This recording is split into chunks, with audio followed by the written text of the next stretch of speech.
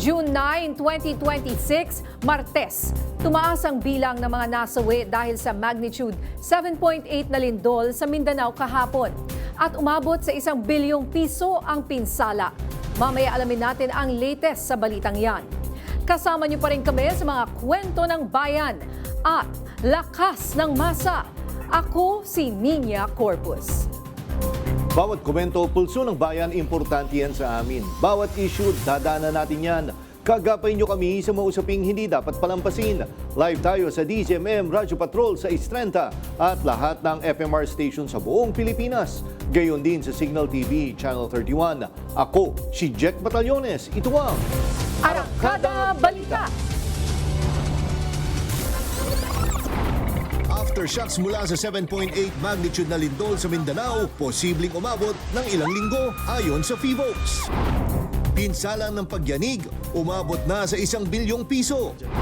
DOST nanawagan sa mas malawak na pagpapaigting ng earthquake at tsunami drill sa bansa. Iba't ibang ahensya ng gobyerno nagsisimula ng maghanda para sa State of the Nation address ni Pangulong Ferdinand Marcos Jr. At Pilipinong walang trabaho, bahagyang buwaba nitong Abril kumpara noong Marso, ayon sa Philippine Statistics Authority.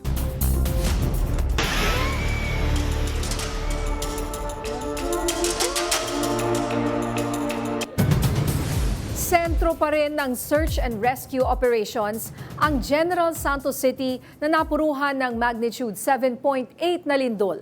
37 na ang naitalang namatay. Alamin natin ang update mula sa NDRRMC. Nasa linya ng telepono si Justin Ignacio. Justin? Ninya, 88,000 tao ang naitalang apektado sa 7.8 magnitude na lindol sa Sarangani kahapon. Ayon sa National Disaster Risk Reduction and Management Council, mula yan sa mahigit 19,000 pamilya mula sa 51 barangay sa Zamboanga Peninsula, Davao Region at Soc-Sargent at Barm. Kanina, ibinahagi ni Civil Defense Administrator Undersecretary Harold Cabreros ang mga datos kay Pangulong Ferdinand R. Marcos Jr. sa isang online meeting. How about our evacuation centers? Yung mga designated evacuation center, nagagamit ba lahat o may nasira din? So far, sir, there's no report of any evacuation centers that were damaged, except that other evacuation centers are not being used due to the frequent aftershocks, sir. 44 na evacuation centers ang ginagamit ngayon. Nasa 37 pa rin ang naitatalang nasawi. 33 rito ay mula sa Soc-Sargent. Higit 400 ang sugatan at 4 pa ang nawawala rito. 4 naman ang namatay mula sa Davao Region. Higit 120 ang napinsalang istruktura mula sa 3 reyon. Sa pagtaya ng DPWH, nagkakahalaga ng 1 billion pesos ang nasirang infrastruktura. Sa ngayon, nagpapatuloy pa rin ang retrieval operations ng mga otoridad. Balik sa iyo, Ninya. Maraming salamat, Justin Ignacio. Samantala, maaaring abuti ng ilang linggo hanggang 1 buwan ang nararanasang aftershock sa Mindanao. Kasunod ito ng magnitude 7.8 na lindol na tumama sa ilang lugar doon kahapon. Ayon sa PHIVOLCS, karamihan sa aftershock ay may hina pero posible pa ring makaranas ng mga aftershock na may kalakasan. Magnitude 6.7 ang pinakamalakas na aftershock na tumama sa Mindanao ayon sa PHIVOLCS. Sa ngayon, mahigit 138 aftershocks na ang naitala ng ahensya. May tsunami alert din na itinaas sa ilang coastal communities. Abiso ng PHIVOLCS, hanggang may tsunami warning, huwag munang bumalik sa mga tahanan kahit maliit lang ang nakikitang mga alon. Takot ang namayani sa marami nating kababayan sa kasagsagan ng malakas na lindol na tumama sa Mindanao. Nakuhanan rin ang pagtakas ng ilang crew ng isang fast food chain ilang segundo bago bumagsak ang gusali. Yan ang umaarangkadang balita ni Maan Macapagal.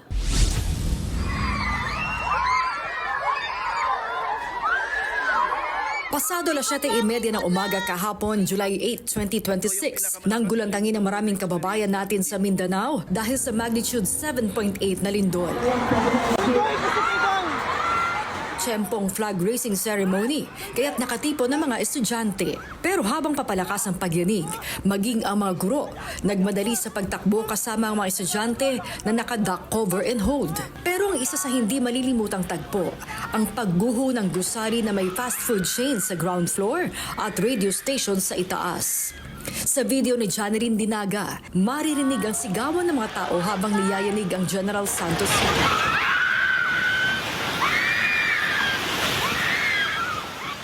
Kita sa video na natutuklap na ang pader ng gusali.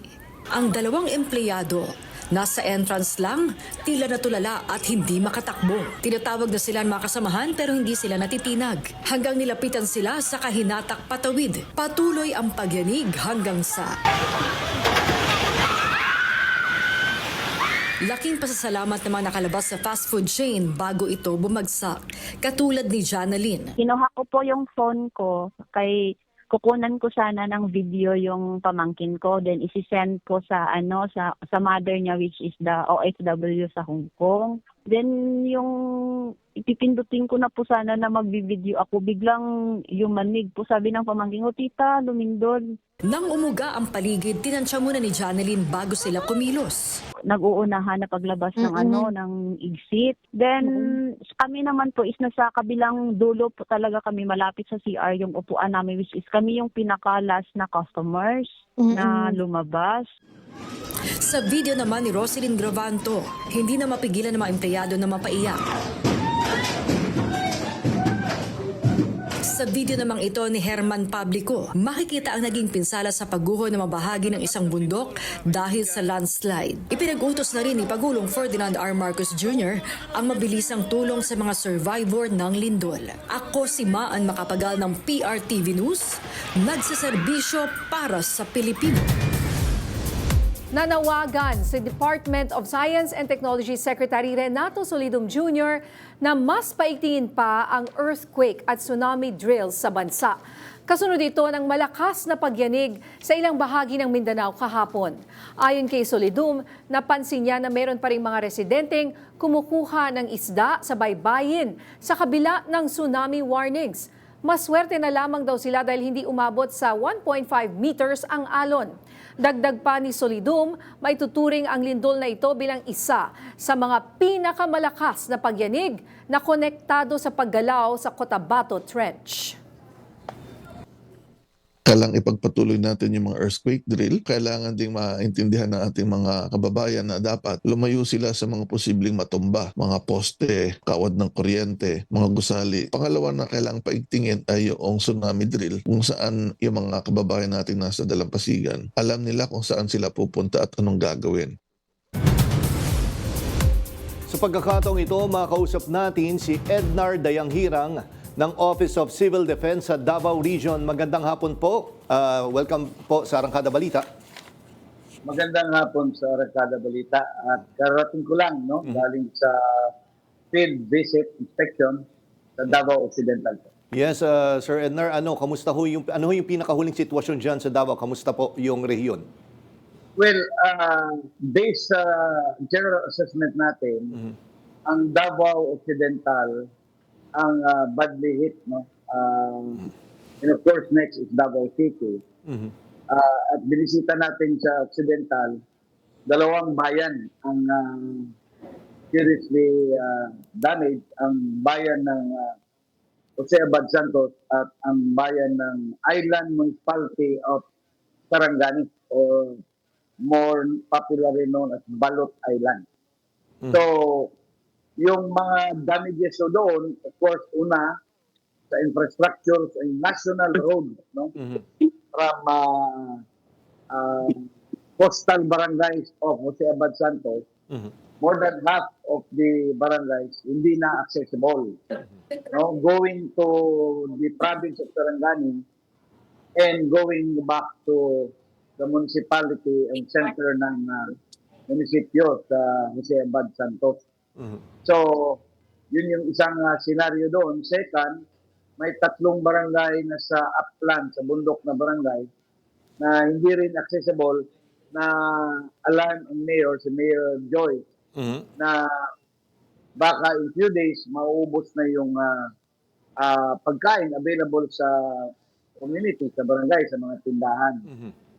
Pangatlo, yung mga nawala ng bahay, yung mga nasira, partially damaged, totally damaged, although hindi pala nila bilang lahat, Opo. but significant ang bilang kasi you have to understand na bulubunduking lugar ito, so therefore, yung mga bahay nila ay poorly. Ah. Sir Ednar, yung kuryente at tubig, kamusta po ang supply dyan? Ay, Sir Ednar, mukhang naka-mute po kayo. Sir Ednar? Apo, yun ho, yung kuryente ho at Hello? Opo, ayan, okay na po. Kanina po nawalan po kayo ng audio. Hello. Ay, yes sir, yung supply po ng kuryente at tubig, kamusta po?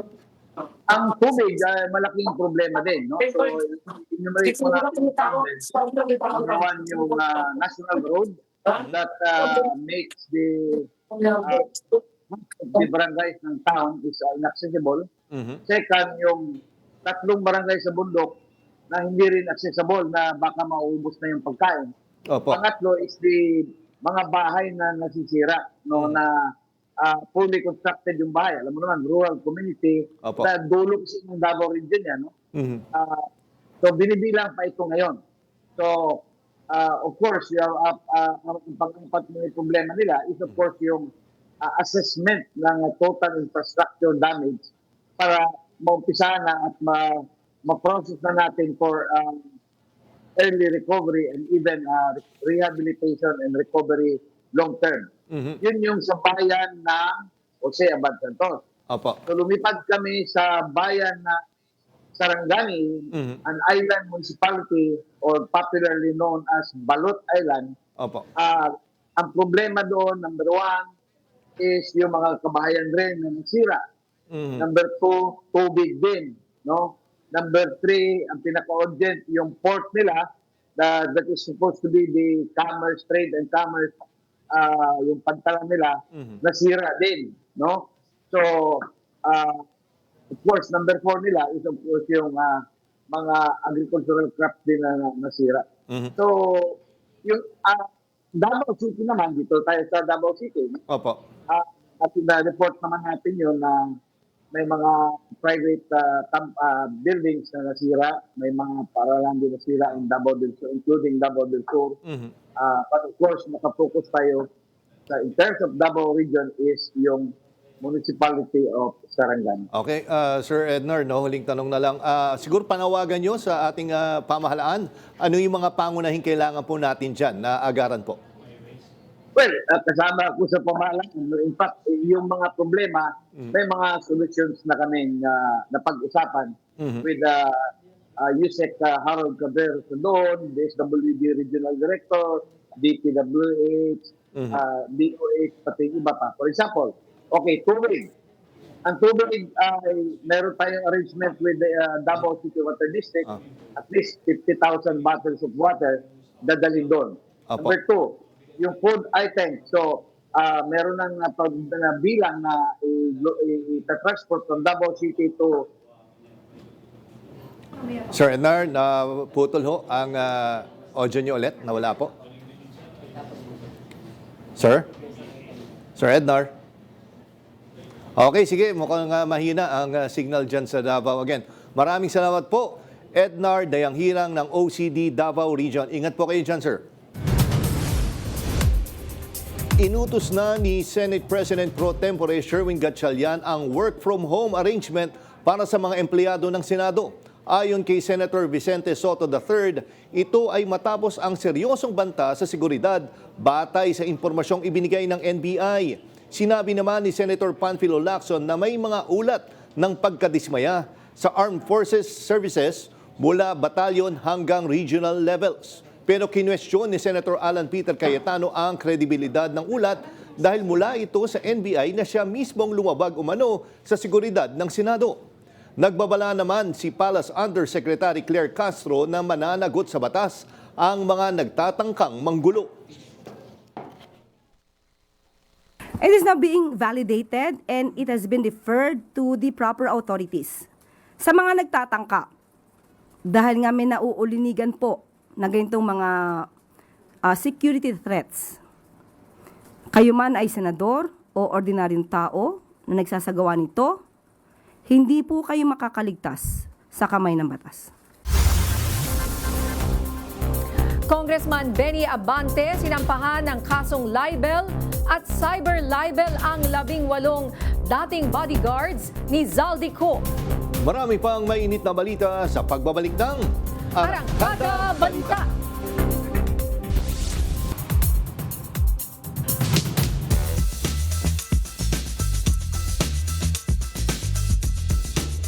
Makakasama natin ngayon ang political analyst at isa sa host ng 4 Alas na si former Secretary Ronald Llamas. Magandang hapon po, Secretary Llamas, and welcome back sa Arangkada Balita. Magandang hapon, Ninya, Jack. Kamusta kayo? Sec, may sinasabing banta daw sa Senado ayon kay NBI Director Matibag. May info po ba kayo kung totoo ito? Well, hindi naman nakakagulat, Ninya, dahil sa mga pangyayari nitong nakaraang mga linggo. Kung maalala mo, unprecedented yung nangyari sa ating Senado. Merong habulan, merong putukan, merong iyakan, merong agawan ng liderato ng ating Senado. At kahit nga ngayon, hindi pa tapos itong dramang ito. At nakita rin natin last week, yung mga supporters ng dalawang kampo ay nagkasalubungan, nagkabatuhan, at ang sinisigaw ng mga supporters nga nila Alan Peter ay sunugin ang Kongreso, sunugin ang Malacanang.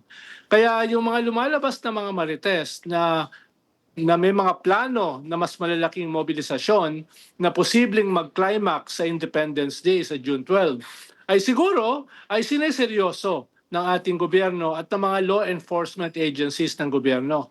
Ang balita ko nga, nagkaroon ng command conference late last week para pag-usapan itong possible security threats na ito. No? Kaya hindi siya nakakagulat, no? Pero usually pag ganyang klaseng mga sitwasyon, you hope for the best, prepare for the worst. Kaya tingin ko yun yung pinaghahandaan nila. Kung sakaling magkaroon uli ng ganyang klaseng konfrontasyon between supporters ng gobyerno at detractors ng gobyerno, supporters ni Alan Peter at supporters ni Win Gatchalian, ay mapigilan na ito ay mag-deteriorate into a big security issue. Yun na nga po, and kasi nga nangyayari po ang awayan na to sa gitna ng isang matinding trahedya na nangyari po dyan sa Mindanao na Correct. mga kababayan po natin ay naapektado sa lindol na ito kung saan 37 na po ang namamatay. Parang nawawala yung totoong focus ng Senado, lumalabas na baka, di ba, feeling ng taong bayan ay insensitive sila o nagbubulag-bulagan o bingihan dahil away-away sila dyan habang nagsasuffer po ang ating mga kababayan sa Mindanao. Yes, pero yung iba naman kasing mga senador ay gusto ngang matapos na ng mabilis itong usapin na ito, itong krisis na ito sa Senado para makabalik na sila sa functions ng Senado, ng institusyon. Dahil nadudurog na yung Senado as an institution this past few weeks na halos wala ng kredibilidad, wala ng suporta at bumabara yung mga trabaho ng gobyerno. Dahil kung may impasse sa Senado, yung mga legislations na mahalaga, halimbawa itong Freedom of Information Bill na pumasa na sa lower house, itong Anti-Dynasty Bill na pumasa na sa lower house, hindi yan aabante kung wala yung Senado, kung wala yung BICAM. Kasama rin dyan itong budget para sa next year na sisimula na in the next 2 weeks. Kung ganyan pa rin yung gulo sa Senado, magkakaproblema yung ating budget. Ikatlo, yung mga promotions. No? May mga general na pag hindi sila na-promote ng isang taon bago sila mag-retire, never na sila mapopromote at hindi nila na makukuha yung benefits nila. At daang mga tao sa gobyerno na naghihintay ng promotion, naipit dyan sa Senado. Pero mukhang medyo nare-resolve na yan dahil ang kinikilala na ng eksekutibo, ang kinikilala na ng lower house ay yung majority leadership ni Win Gatchalian, Opo. no? At mismo sa records ng Senado, sila yung napapasok sa Senado. Kaya medyo patapos na 'yan. Pero siyempre, yung mga natalo ay iba sa sama ang loob. Kaya hindi malayo na yung iba sa kanila ay manggulo, lalo na karamihan sa kanila ay may kaso ng mga kung ano-ano, plunder, obstruction of justice, crimes against humanity, corporate crimes. So, baka yung iba sa kanila, ang tingin ay wala nang mawawala sa amin kung kami ay manggugulo dahil makukulong lang din kami, katulad ni Jinggoy. No? Kaya lalong lumalaki yung possibility ng gulo dahil nga hindi lang dito sa awayan sa posisyon sa Senado, kung hindi yung mga posibleng mga senador na magsimula ng makulong, katulad ni Jinggoy, Bong Revilla, etc. Ayun nga po. So ano po ba ang reaksyon ninyo dito sa sinabi ni Senator Alan Peter Cayetano na Senate of Malacanang ang nasa mayorya ngayon? At sumagot naman itong si Senator Raffy Tulfo na ang grupo ni Senator Cayetano ay Senate of DDS. Well, magpapatuloy yung ganyang batuhan. No, yung ganyang batuhan. Pero sa dulo, sino ba yung i-recognize na authentic Senate leadership? At dalawa yung kurso dyan. Yung isa ay sa Supreme Court. Pero usually, ang Supreme Court hindi makikialam sa ganyang klaseng internal dynamics ng isang co-equal branch of government. Kung sakaling makikialaman sila, it will take some time, baka nga taon pa.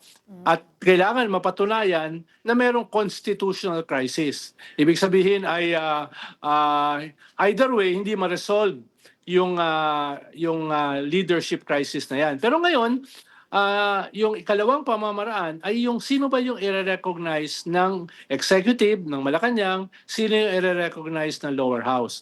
Mukhang meron namang gano'n na. Ang kulang na lang ay yung sino ba talaga yung Senate President. Ang sabi kasi, kailangan ng 13 votes at sa ngayon parang kulang pa ng isa. Pero kung sakaling magkaroon ng special session this week or next week, malamang may ganong klaseng resolution na. Malamang may isa o may 13 na yung leadership ng Senate at that point. No? Opo. Kaya tingin ko papunta na ron eh. More or less na-resolve na de facto, de jure, pero para matuldo ka na yan, ay para masigurado, ay siguro yung isang boto na madadagdag sa majority ang tutuldok dyan. Although sinasabi ng ibang legal luminaries, natuldo ka na. Dahil meron kang majority of 12 at yung kabila ay 10 lang. Opo. Kaso nga po, ayun na nga, yung special session, inaantay kasi ng marami, pero yun nga, sinasabi nyo ngayon na mas siguro, mas hindi ka-questionin ito kapag 13 yung magpe-preside dun sa special session na yun at meron talagang nakatalagang Senate President, hindi pro tempore, hindi temporary, hindi dalawang Senate President. Yes. Kailan mas clear para sa taong bayan kung sino ba talaga ang Senate President? Yes, no. Kaya habang hindi na re-resolve 'yan, may mga puwersa na gustong manggulo for different reasons, no. Yung iba, yung katulad last year, may nagtutulak ng revolutionary junta. Neither the government, neither the Duterte. Yung iba may nagtutulak na dapat yung vice president ang mag-succeed sa presidente dahil hindi natuloy yung impeachment ng presidente. So may mga iba't ibang mga puwersa na iba't iba yung mga layunin na nakikita nila dahil sa gulong ito ay pwede silang makasingit. Opo. Kaya nagle-level up din yung ating security forces para pigilan sila. Opo. And ito pa po, anong masasabi nyo dun sa pagbawi ng 18 ex-bodyguards or yung 18 ex-marines ang nauna nilang pahayag na nabigyan si Senator Loren Legarda ng maleta. Pero ngayon ay, yun nga, binawi. Pero idiniin naman nila si Senator Mark Villar. Yun nga, medyo weird kasi yung testimony nila, yung affidavit nila. Dahil meron silang previous affidavit, tapos binago uli. So, ang may kasabihan nga sila dyan sa falsis in uno, falsis in omnibus. Kung merong na mali na bahagi, yung kabuuan parang mali. No, may ganun silang sinasabi. Kaya medyo nawiwiken yung kanilang testimony dahil nagbabago. No, nung tinawag sila mga bayani ni Loren Legarda, kasama pa si Loren Legarda sa mga binigyan ng maleta, no? Tapos after noon, nagsorry sila at binago nila, hindi na kasama si Loren Legarda. Tapos ngayon ay sinasama nila uli si Mark Villar. So ano ba talaga? No? Ano ba talaga ang nangyari, no? Sabi nga ni Senator Soto, hindi pa ako senador nung binigyan ako ng maleta, no? Naging senador lang ako last May. At yung allegedly na binigyan ng pera na staff ko, 2015 pang pumanaw. No? Ganun din yung sinasabi ni Laila de Lima na hindi pa ako congressman yan Nakakulong pa ako, di ba, ng 7 taon. Ba't naman may magbibigay sa akin ng maleta? So nabago yung istorya, hindi na maleta, na lang, paper bag, tapos yung paper bag naging envelope. So yung ganyan ba, nababawasan ng credibility yung testimony nila. At ngayon, inaayos na daw nila yung individual testimony o affidavit. Ngayon kasi yung affidavit nila, isa lang para sa 18. Hindi naman pwede na isa lang. Ibig sabihin, sa lahat ng sitwasyon, makakasama yung 18. No? So, yung mga ganyan bang mga weaknesses ay kailangan nilang ayusin para maging credible yung kanilang testimony. Yun nga, balita ko, marami pang pwedeng mag-witness. May sinasabi, may 7 pa, meron pang more witnesses na ipepresent itong si Attorney Baligod. Pero speaking of sino kaya yung magiging number 13, sino po ba sa tingin nyo ang maaaring mag-jump ship? Well, kung makikita mo yung kanilang attendance doon sa kanilang Blue Ribbon ni Alan Peter at ni Marcoleta, 4 yung wala. 6 lang yun nandun. Siguro baka isa ron sa 4 na yun. No? Sino ba yan? 2 Villar, 1 Bongo, at 1 Joel Villanueva. No, hindi natin sigurado dahil lagi ko nga sinasabi sa inyo, until it happens, it didn't happen. So tingnan natin in the next few days kung sino dyan sa posibleng 4 na yan ang tatalon. Kung hindi isa, baka 2. Hindi natin sigurado. Pero dun sa mahalagang Blue Ribbon Committee meeting nila last Thursday, unang beses na sila ay nagpakita pagkatapos nilang hindi sumipot sa session, dapat ay nagpakita sana sila ng solidong 10. Pero 6 lang ang dumalo So anong ibig sabihin nun? Ibig bang sabihin nun ay yung 4 ay nagdadalawang isip? No? So dun lang gagaling yung mga marites na may tatalon. Ayan po. Maraming salamat, Secretary Ronald Llamas. Salamat din, Ninya.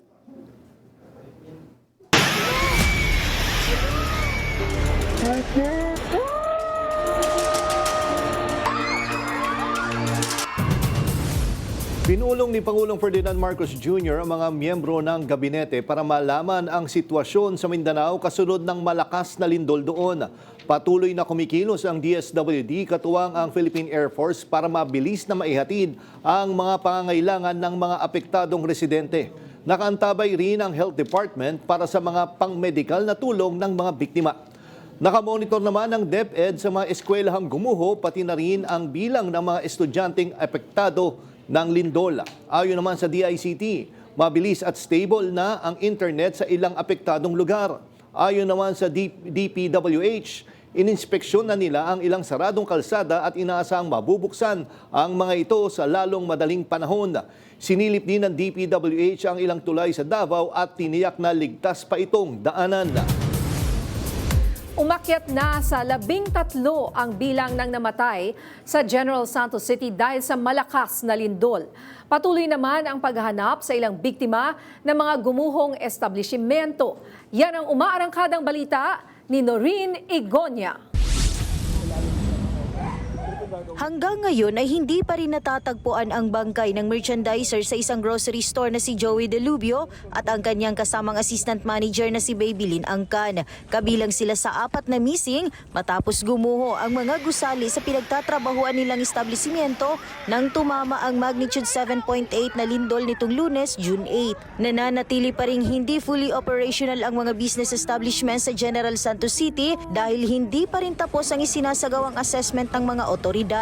May payo naman ang isang safety advocate na si Engineer Esterling Sanyado sa lokal na pamahalaan ng Jensan. Tignan ng maigi ng ating LGU ang mga buildings and not to prematurely announce na safe, not until na totally na-inspect talaga through engineering talaga na processes na kagaya nung sinabi ko earlier na magkaroon ng non-destructive test, yung mga rebound hammers, mga scanners natin na makadetect. Sa ngayon ay pumalo na sa 13 ang nasawi sa malagim na trahedya, habang nasa mahigit kumulang 2,000 pamilya naman ang apektado. Naabutan pa ng news team ang kaisa-isang anak ng isa sa mga nasawing empleyado din ng mall na nagproseso ng mga dokumento ng kanyang ina upang ito ay makakuha ng mga benepisyo.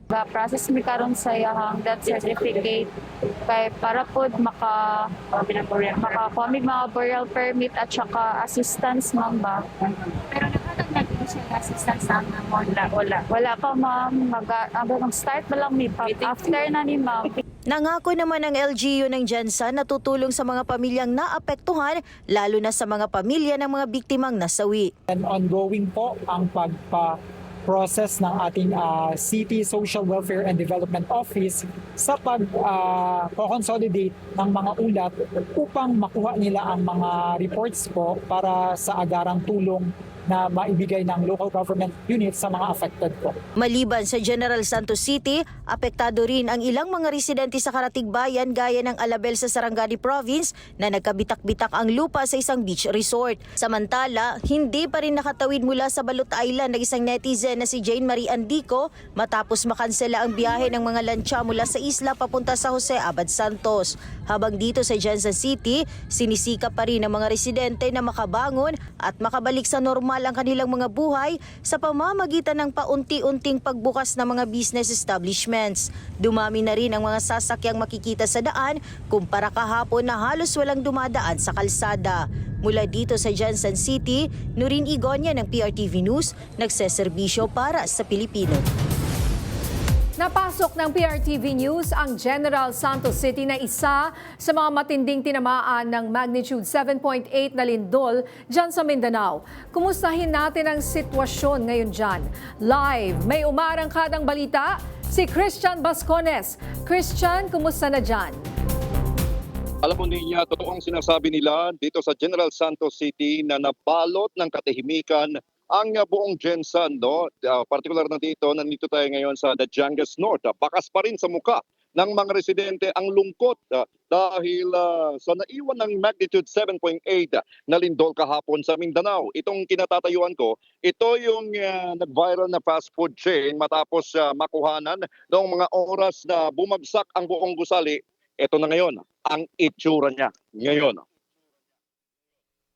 Kilala ang Jensen sa kanilang pagbati na magandang Jensen pero kulay ang buong syudad, no? Pero ngayon dahil sa iniwang pinsala ng malakas na lindol, parang nagmistulang wala ng kulay ang Jensen. Mga malalaking gusali ang nagkaroon ng pinsala. May mga mangilang-ilang maliliit na negosyo ang nananatiling bukas pero matumal pa rin ang kita. Hanggang ngayon wala pa rin kuryente kaya maraming establishmento ang hindi pa rin nagbukas kaya apektado ang mga hanapbuhay. May mga manggagawa ang bumalik kanina sa kanilang mga pagtatrabahuan sa dasal na bumalik na sa dati ang kanilang buhay. Marami-rami na rin kasing nagsitigil trabaho dahil arawan ang bayad sa kanila. Dahil wala pang abiso kung kailan babalik ang supply ng kuryente, wala pang katiyakan kung kailan magbukas ang mga establishmento. Sa pag-ipag-usap natin sa ilang mga residente dito, isang tricycle driver, ikinento niya sa atin kung ano ang epekto sa kanilang hanap buhay. Ito, pakinggan po natin. Sobrang takot, kaba, tapos alala sa pamilya, tapos yun, unang-una, sa mga natin, sa mga people natin, sa mga yun lang, takot, walang masyadong maisip, kundi lang, safety lang, safety first, yun lang. Sir, yung araw-araw namin na hanap buhay sa pagmamanahe pasahero, maging kawalan talaga sa amin to. Yung dati mong kita magkano? Magkano rin yung kita mo ngayon? Dati mga ganitong oras maka 800 na kami.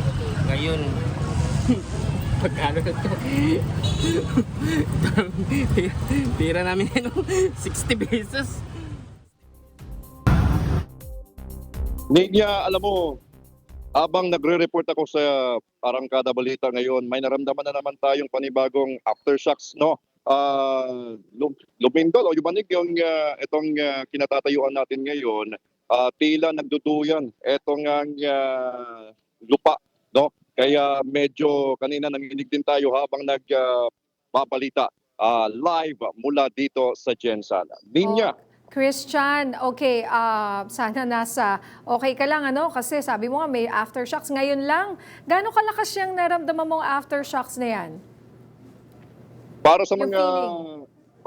para sa mga senior citizens siguro i-describe ko madali silang mahihilo, no? Kasi parang nasa duyan ka habang nakatayo dito, no, sa may gilid, no? Kaya medyo parang na experience natin yung paghilo din niya. Oo. At nasa tapat ka nga niya nga nag-viral na Jollibee. Ayan na yung itsura niya ngayon. Meron pa bang ongoing na search and retrieval operations? Ano bang balita dyan? Lahat ba ng nandyan nung araw na yun ay nakaligtas? Sa taas nitong fast food chain ng Jollibee, no, merong isang radio station pero lahat ng mga tauhan na nagtatrabaho kapwa sa Jollibee o sa fast food chain at doon sa radio station ay ligtas na sa mga oras na ito. So ngayon ang ginagawa ay tinitignan, ina-assess ng LGU itong ang gusali at nagsasagawa pa rin ng clearing operations matapos ang malakas na lindol. Oo. And may balita ka ba doon sa ospital dyan? If I'm not mistaken, tama ba? St. Elizabeth Hospital na yung iba raw mga pasyente ay hindi na tinatanggap or nagpapalabas sa mga pasyente kasi nga baka magkaroon ng aftershocks at mag-collapse yung ospital. May mga nadaanan tayong kanina mga establishmento, Doc. Ayan din yung ating i-verify na natanggap nating impormasyon nung oras na dumating tayo dito sa General Santos City. No? Kasi hanggang sa ngayon, sarado pa wala pang operasyon yung kanilang airport. Kaya mula sa Davao, doon kami nag-land, no? Mula sa Davao, biyahe kami ng 2 oras papunta dito sa General Santos City. So tinitignan natin yung mga gusali. May hospital tayong nakita na kumbaga sinara at limitado raw yung pinapapasok. At yun yung i-verify natin kung ito bang mga pasyente paano i-accommodate. No? May mga ibang hospital pa ba yung magbubukas para sila ay matanggap niya. And also, walang kuryente, no, Christian? Brown out pa rin dyan sa Jensan. Kanina tinanong ko yung ilang mga nagtatrabaho sa mga business establishments na bumalik dito, no. Sabi nila wala pang abiso kung kailan babalik yung supply ng kuryente, pero gladly sa kinatatayuan natin ngayon, no, merong itong poste ng kuryente, street light. Ito lang yung meron. Yes. Oo. Na nakikita natin na bukas sa mga oras na ito. Tsaka yung parang may ibang establishment sa likod mo na parang may ilaw pero yung mga bahay sa likod mo sa bandang kaliwa walang ilaw, ano? Brown out sila dyan. Kung kailangan pa naman nila ng ilaw, ano? At ikaw rin kasi kahapon kausap natin si Noreen Igonia, parang saan ka magsistay dyan, di ba? Anong hotel or anong mga place na maaaring safe at walang banta ng, collapsing, Christian? Ako po, ito nga yung naging problema ng ating mga kaibigan, kasamahan sa media dahil nagkaubusan ng mga hotel, no, na meron pang magabukas na mga accommodations kasi yung iba hindi na nag-operate o hindi na nagbukas kasi wala silang generator set. Yung iba naman yung kadahilanan nila abay mataas yung kumbaga mahal yung krudo kaya hindi na nila inoperate itong mga generator sets na meron sila. Kaya maraming mga hotel ngayon ang sarado until now. Kaya namaswerte tayo, nakakuha tayo mula sa nagbigay ng impormasyon yung kasama natin sa media na may isang hotel pa yung pwede nating matuluyan. Oo, sana hindi yung mataas, ano? Yung para may first floor lang, di ba? Actually, ito mabanggit ko lang, no? Nararamdaman pa rin natin yung paunti-unting kumbaga paggalaw ng lupa dito niya sa kinatatayuan natin sa Jensan. Oo, grabe. Padama mo nga sa amin yung sitwasyon dyan, Christian. Gaano kalaki ang pangamba ng mga tao at mismo ikaw na pumasok sa mga natitirang mga establishmento dahil sa mga bitak at walang humpay na pagyanig. Mayroon pa tayong hindi nakuhanan kanina, no, dahil sa nagmamadali tayo pumunta dito sa mismong location, no. may nakita tayong medyo mga nanluluha pa, mga manggagawa. Kasi nga, hindi nila lubos maisip na mangyari ito at sa dasal nila na sana'y pagkabukas ay bumalik sa dati. Yung buhay nila, ay sinadya nila yung kanilang pinapasukan kahit ito ay wasak na at dumapa dahil dito sa malakas na lindol. Ang sabi ng iba, kakapit sila sa kanilang kumbaga kilalang salita dito sa Gensan, itong tinatawag na Barug Gensan. Ibig sabihin, babangon muli ang Gensan. Ito ang sabi nila. Ayan, maraming salamat Christian Bascones at ingat kayo dyan. Nagpadala ang Tingog Party List ng mga local team sa General Santos City para maghatid ng agarang ayuda sa mga komunidad na naapektuhan ng magnitude 7.8 na lindol. Sa pamamagitan ng Tingog Center Tacorong at Tingog Center General Santos, namahagi ang grupo ng 300 relief packs na naglalaman ng ready-to-eat food at bottled water para sa mga residente, pasyente, health workers at emergency responders. Magpapatuloy ang relief operations ngayong araw sa mga ospital at iba pang apektadong lugar habang naghahanda ang mga volunteer ng karagdagang relief packs para sa distribution. Sinampahan ng kasong libel at cyber libel ni Manila Congressman Benny Abante ang mga nagpakilalang dating marino. Kaugnay ito sa pagdawit sa kanya sa alegasyon ng pagtanggap ng mali-maletang pera. Yan ang umarangkadang balita ni Mari Ocampo. Tatawag na investigasyon. Mariing itinanggi ni Manila 6th District Congressman Benny Abante ang paulit-ulit na ibinabatong mga paratang laban sa kanya ng mga nagpakilalang ex-bodyguards ni dating Congressman Zaldi Cuo. Ayon sa sinumpaang salaysay ng 18, kasama si Abante sa mga kongresistang nakatanggap umano ng mali-malitang pera. Kaya naman nagtungo ngayong Martes si Abante sa Manila Prosecutor's Office para sampahan ng kasong libel at cyber libel ang mga 18 individual, pati na rin ang kanilang abogadong si Attorney Levy Baligod at isang media network entity. Sa kanyang complaint affidavit, pinasinungalingan niya ang mga alegasyon. Ayon kay Abante, mali, walang batayan at nakasisira sa kanyang reputasyon ang mga paratang na isa siya sa mga tumanggap ng umano'y kickback. Tinuligsari ng mambabatas ang paglalantad ng mga paratang sa isang press conference bago pa man ito maisailalim sa isang formal na investigasyon ng mga kaukulang ahensya. Ayon sa kanya, ang mga dokumentong inilahad noon sa publiko ay hindi pa pinirmahan o napanumpaan ng mga nag-akusa. Iginiit din ni Abante na hindi niya kilala o nakasalamuha ang sinuman sa mga nagpakilalang dating bodyguard na nag-uugnay sa kanya sa umano'y delivery ng pera. Dagdag pa niya, mayroong mga pagkakaiba sa nilalaman ng mga naunang dokumentong ipinakalat sa media at sa mga sumunod na sinumpaang salaysay na iniharap sa Office of the Ombudsman. Dahil dito hinihiling ni Abante sa prosekusyon na maglabas ng finding of probable cause at isampa ang mga nararapat na kasong kriminal laban sa mga respondent. Matatandaang nauna nang magsampa ng mga perjury at cyber libel case si dating Senador Antonio Trillanes IV. Gayon din sina ML Party List Congressman Laila De Lima at Senator Erwin Tulfo laban sa 18 individual. Ako si Mari Ocampo ng PRTV News, nagseserbisyo para sa Pilipino.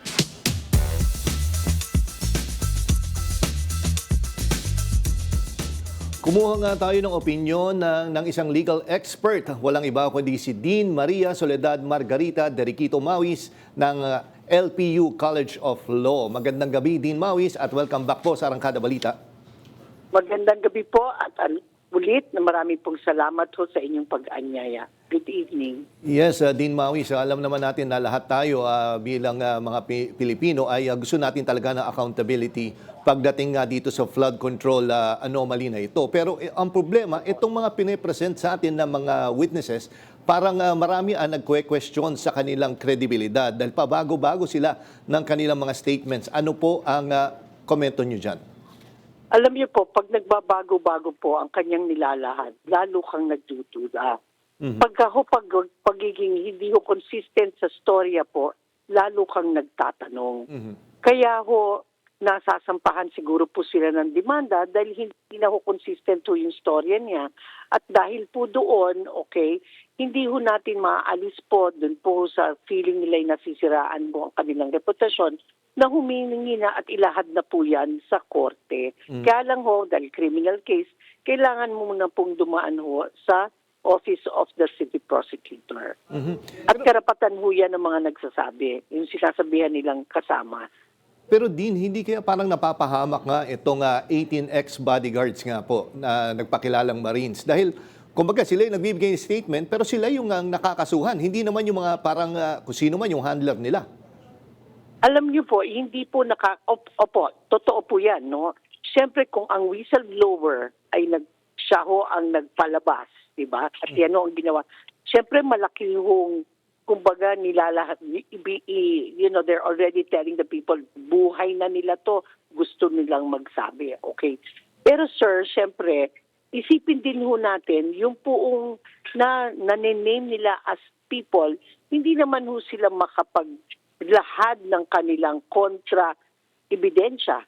Kaya talaga pong ganoon ho ang nangyari. Ang name of the game ho dyan is consistency. Siguro po nabubutasan po sila ngayon, ito ho mga 18 Marines po natin na talagang imagine to come out in the open at sabihin itong mga tao ito liable to, ito yung pinagbigyan namin. Aba, hindi ho biro ho yan. Hindi biro magsabi na itong mga taong to ay parte ng isang malaking katiwalian. Pero ho, nabubutasan po sila dahil ho, pabago-bago ho ang kwento. Meron ho silang sinama noong una, tapos biglang meron silang tinanggal. So, ang sa tingin ko ho dyan, para ho maging kapani-paniwala ho, consistency is the name of the game. They have to be very consistent. Yun nga, Dean Mawis, no? Kasi ito yung binigay nilang statement, lahat tayo gusto natin accountability, pero hindi naman pwedeng pipiliin lang natin kung alin dun yung totoo. Kumbaga tayo, nakita natin pa iba-iba yung statement, paano natin masisift through kung alin yung mga totoo at hindi? Alam niyo po, kaya nga ho siguro dali na ho yan sa korte. Dahil sa korte ho, yan, may right to cross-examination, di ba, maglahad ka, pwede kang i-cross-examine, at saka findings of fact. Remember ho, sa Senado naman ho, yes, kung factual, but in aid of legislation. Yung pag-ano naman ho ng investigation is more of in aid of legislation. In fact, hindi mo naman ako cross-examine yan. Hindi katulad ng extensive cross-examination sa korte, no? So siguro kaya ho itong mga taong napangalanan ay dinadala ho sa labas ng Senado para ho sila magkaroon ng pagkakataon na sa tingin nila ay ituwid ang mali. Oo, siguro yun ang paraan ho nila kasi nga ho, hindi ho sila makapagdanong ho doon sa Senado. Yun ay aking pananaw lamang, no? Kaya pinipilito nilang mailabas po dito po sa Senado. Okay, Dean, huling tanong na lang po siguro, no? Tungkol nga ito, of course, meron power struggle nga sa Senate and nalalapit na yung impeachment trial ni VP Sara at malapit na rin yung SONA. Yes. Tingin nyo dapat nang pumasok ang Supreme Court para ma-resolve na to or tingin nyo aabot paano ito makaka-apekto sa malapit na trial? Opo. Unang-una ho, the Supreme Court on its own, kung ang maganggaling ay initiative ay Supreme Court, hindi po mangyayari po yan. Kailangan po may magsampa ng demanda sa Supreme Court ho at maging issue ho ang nangyayari sa Senado. Doon pa lang ho magkakaroon ho ng pag-aaral at pagdidesisyon ng Supreme Court. We cannot expect the Supreme Court on its own to just issue a decision without a case being filed. Dapat ho may magsampahon ng demanda at ngayon sasabihin ho ng Supreme Court, syempre, kung yan ay bibigyan ho, yan ho ba ay political issue, yan po ba ay justiciable issue, na kung saan irurule ho nila muna ho yung kung ano man ang nailatag ho sa kanila. Hindi po natin dapat asahan na ang Supreme Court on its own ay magsasalita o magbibigay ng opinion kung wala naman pong nasasampang demanda. Okay, nako, maraming salamat din, Mawis, sa oras. Maraming salamat din po. Okay. Magandang gabi po at ingat po kayo. Thank you po at maraming salamat. Itinanggi ng Malacanang ang paratang ni Senator Alan Peter Cayetano na may 2 Senado ngayon Naniniwala rin ang palasyo na dapat managot si Senator Cayetano sa mga naantalang trabaho sa Senado. Yan ang umarangkadang balita ni JM Pineda.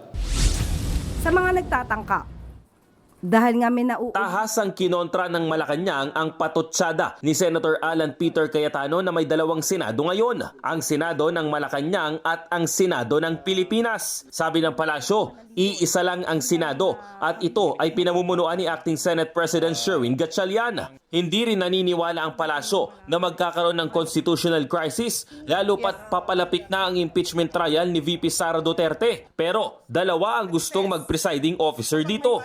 Sa mata po ng Malacanang, sa mata po ng ehekutibo, wala po tayo matatawag na constitutional crisis. Maliwanag po ang sinabi. Ang sinusuportahan po at ang nire-recognize na liderato ay ang liderato po ni Acting Senate President Sherwin Gatchalian. Inaayos na rin umano ang special session na ipapatawag ng Pangulo. Pero dapat daw ang mga senador muna ang mag-ayos ng kanilang sariling gusot at bubog. Ang gusto po ng Pangulo ay mauna ang Senado na magkasundo dahil kahit sabihin natin na mayroong hiling ang Pangulo para sa isang special session, kung sila mismo po ay hindi magkakasundo, mababaliwala po ang naisin ng Pangulo. Dapat ayusin po nila ang Senado, dapat unahin ng mga senador natin ngayon ang taumbayan, hindi ang sariling interes o ambisyon. Utang na daw ni Cayetano sa publiko ang tila saradong isip nito at pamimilit sa kanyang liderato na nagriresulta pa sa naantalang trabaho sa Senado. Sa katulad po ni Senator Alan Cayetano na nagpipilit na kilalanin pa siya bilang Senate President. Katulad na nung nangyari noong nakaraan sa House of Representatives na ayaw niyang bumitaw sa pagiging Speaker of the House. Kahit na merong term sharing agreement. Gustuhin man po ng Pangulo. Pero kung ang isang tao ay magmamatigas, sagot na po niya to sa publiko. Sagot na po niya ito sa taong bayan. Dahil dito sa gulong to, marami po nabibinbin na bills, marami nabibinbin na resolutions, marami po nabibinbin na trabaho. Tinawag naman ni Castro na basura ang lahat ng mga sinasabi ng mga nagpapakilalang ex-bodyguards ni former Congressman Zaldico na pumunta mismo sa pagdinig ng Blue Ribbon Committee ng Cayetano Black. Ako, si JM Pineda ng PRTV News, nagseserbisyo para sa Pilipino. Itinakda ng Senate Impeachment Court ang pre-trial conference laban kay Vice President Sara Duterte sa June 18, 2026, Huwebes. Sa liham na ipinadala ni Senate President pro tempore Sherwin Gatchalian, hinikayat niyang dumalo mismo ang pangalawang Pangulo at ang House prosecutors. Kabilang sa tatalakayin ng ilang rules and regulations sa pagdinig, presentation of evidence at pagset ng mga petsa ng trial. At yan ang mga umarangkadang balita ngayong araw. Ako si Nina Corpus. At ako naman si Jack Batallones. Para hindi mahuli sa usapan, kapit lang hanggang sa susunod na Arangkada Balita.